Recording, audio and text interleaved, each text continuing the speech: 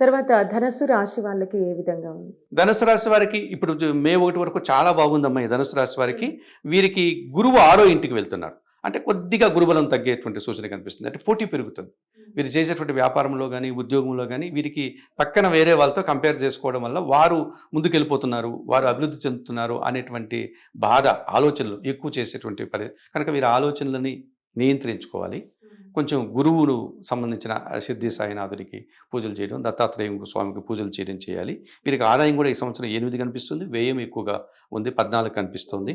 రాజ్యపూజ్యం 4 ఉంది, అవమానం 5, అది కూడా రాజ్యపూజ్యానికంటే అవమానం ఎక్కువగా కనిపిస్తుంది. అయితే శని భగవానుడు మళ్ళీ ముందుకు రావడం వల్ల, ఆయన వక్రించి రావడం వల్ల ఏళ్ళనాటి శని వెళ్ళిపోయింది ధనుసు రాశి వారికి. కానీ ఒక 6 నెలల కాలం మళ్ళీ ఏళ్ళనాటి శని వచ్చే అవకాశం ఉంటుంది. కనుక వీరు శనేశ్వరుని ఆలయానికి వెళ్ళగలిగితే మంచిది. శనేశ్వరుని ఆలయాలు మనకు తక్కువ ఈ ప్రాంతంలో. మనకు తమిళనాడులో తిరునల్లారు అనేటువంటి ఒక ఊర్లో శనేశ్వరునికి పెద్ద ఆలయం ఉంటుంది. అక్కడ అభిషేకాలు పూజలు నిర్వర్తిస్తారు. కుంభకోణం దగ్గర ఎక్కడ ఉంది ఆలయం, అక్కడికి వెళ్ళవచ్చు. అక్కడ దాకా వెళ్ళలేని వాళ్ళు వెళ్ళలేని ఇక్కడ మనకు అందుబాటులో ఈశ్వరునికి పూజలు చేసుకోవచ్చు, ఆంజనేయ స్వామికి పూజలు చేసుకోవచ్చు, గోసేవ చేయవచ్చు. శని భగవానుడు కొంచెం వయసు రీత్యా పెద్దవాడు, అంటే ముసలివాడు పెద్దవాడు అని చెప్పాలి గ్రహాలలో. శని భగవానుడు కాస్త వయోవృద్ధుడు. మన ఇంట్లో అవ్వలు తాతలు పెద్దమ్మలు కొంచెం వయసు అయిపోయిన వాళ్ళు మనం నిర్లక్ష్యంగా ప్రవర్తిస్తూ ఉంటాం. ఎందుకంటే వాళ్ళు ఇంకా అవుట్డేట్ అన్నట్టుగా, మనం చాలా మోడర్న్ అన్న భావంతో తెలిసి తెలియక వాళ్ళు ఏదైనా చెప్తే వాళ్ళ మాట వినకుండా పోవడం, నేను మళ్ళీ వస్తాను లేనడం, వాళ్ళని కొంచెం నిర్లక్ష్యం చేసి ప్రవర్తిస్తాం. అటువంటి వాళ్ళ దగ్గర కూర్చొని ఈ శని ప్రభావం ఉన్నవాళ్ళు ఎవరైనా, ఏలినాడు శని ఉన్నవాళ్ళు, వాళ్ళతో ప్రేమగా మాట్లాడి వాళ్ళు ఏం చెప్తారో విని, వాళ్ళకి ఏం అవసరమో తెలుసుకుని, వారికి కావాల్సిన పండ్లు లేకపోతే ఔషధాలు మెడిసిన్స్ తెచ్చిచ్చి ప్రేమగా ఉంటే శని ప్లీజ్ అవుతాడు.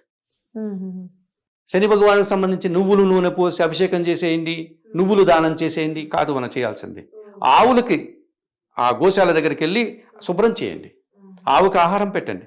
మన ఇంట్లో ఉన్నటువంటి ముసలి వాళ్ళతో గౌరవంగా ప్రేమగా మాట్లాడండి. శని ప్లీజ్ అవుతాడు, శని మనకు అనుకూలంగా మారుతాడు. ఇలా శనిగ్రహాన్ని అనుకూలంగా మార్చుకోవడానికి మనం బయటికి వెళ్తామమ్మా, ఏవో కొనుక్కుంటాం వస్తుంటాం. వారికి ఇష్టమైన పదార్థం ఏదో తెలుసుకొని ఆ తాతగారికో అవ్వగారికో ఒక నల్ల ద్రాక్షనో ఇంకోటో ఏదో వాళ్ళకి తీసుకొచ్చి ఇవ్వండి ప్రేమగా. శని భగవానుడు మనకు అనుకూలంగా మారిపోతాడు. ఇన్ని రకాల పరిహారాలు ఉన్నాయి. దానాలు చేసుకోవచ్చు, మన ఇంట్లో ఉండే పెద్దవాళ్ళని గౌరవంగా ప్రేమగా మాట్లాడవచ్చు, గోవులకు సహాయం చేయవచ్చు. మనం అక్కడక్కడ ఆలయాల దగ్గర నిరుపేదలు కూర్చొని ఉంటారు, వాళ్ళకి శనివారం రోజు మీకు చేతనైనటువంటిది నిమ్మకాయ అన్నంతో చేసినటువంటి అన్నం అనుకోండి, లేకపోతే వెజిటబుల్ బిర్యానీ లాంటిదో, లేదా చిత్రాన్నం అని మనం చింతపండుతో చేసి ఇటువంటి అన్నం చేసి కొన్ని ప్యాక్ చేసి ఒక 5-6 ప్యాకెట్లు ఎత్తుకెళ్ళి వాళ్ళకి ఇచ్చేసి, అంటే డబ్బులు ఇచ్చారనుకోండి, వాడు ఏం చేసుకుంటాడో తెలియదు, వాడు మంచికి ఉపయోగిస్తాడో చెడుకు ఉపయోగిస్తాడో మనకు తెలియదు. మీరు ఇచ్చిన ఆహారాన్ని వాడు ఆ పొట్లను తీసుకొని ఇంకేమీ ఆలోచించుకొని అలా తినేస్తాడు, సద్వినియోగం అవుతుంది. వారికి ఆహారం పెట్టండి మీ శక్తికి మేరకే. ఒక కేజీ బియ్యం వండి పెట్టండి, ఎంతమందికి వస్తే అంతమందికి ఇవ్వండి. పండ్లు అది కూడా ఇవ్వలేరు మీరు, ఒక డజన్ అరటి పండ్లు తీసుకెళ్ళి 2 పండ్లు ఇవ్వండి వాళ్ళకి. ఏ పండ్లు అందుబాటులో ఉంటే ఇవ్వండి. ఇవన్నీ చేయడం వల్ల కూడా శని రిలీజ్ అవుతుంది అంత దూర ప్రాంతాలకు వెళ్ళలేని వారికి.